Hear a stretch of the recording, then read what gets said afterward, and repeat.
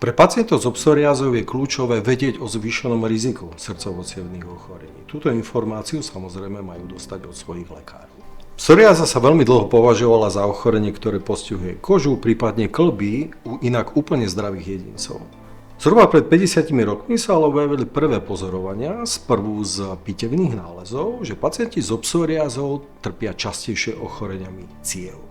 V rámci komorbidít majú srdcovo-cievne ochorenia osobitný význam, pretože zvyšujú chorobnosť a zvyšujú aj úmrtnosť pacientov s psoriázou.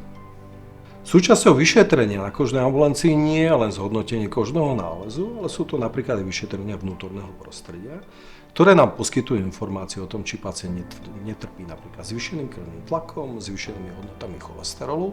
V prípade, ak takéto poruchy zistíme, je nutná farmakologická intervencia. Samozrejme, každý pacient sa pýta na možnosti úpravy životného štýlu. Tie sú veľmi dôležité.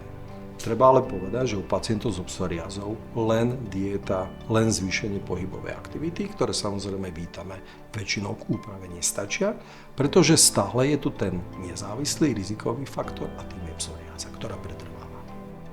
U pacientov s psoriázou a kardiovaskulárnymi ochoreniami je veľmi dôležité vyhnúť sa terapiám, ktoré toto riziko dokonca môžu zvyšovať. Množstvo konvenčných, tzv. Systémových terapií skutočne môže niektoré rizikové faktory zhoršiť. Na druhej strane tu máme inovatívne terapie, ktoré majú najvyšší potenciál ovplyvnenia systémového zápalu pri psoriáze, akým je napríklad biologická liečba. Z hľadiska znižovania rizikových faktorov kardiovaskulárnych ochorení je teda veľmi dôležité, aby pacienti dodržiavali zásady životného štýlu, prestali fajčiť, optimalizovali svoju hmotnosť, ale za kľúčové považujem potlačenie systémového zápalu.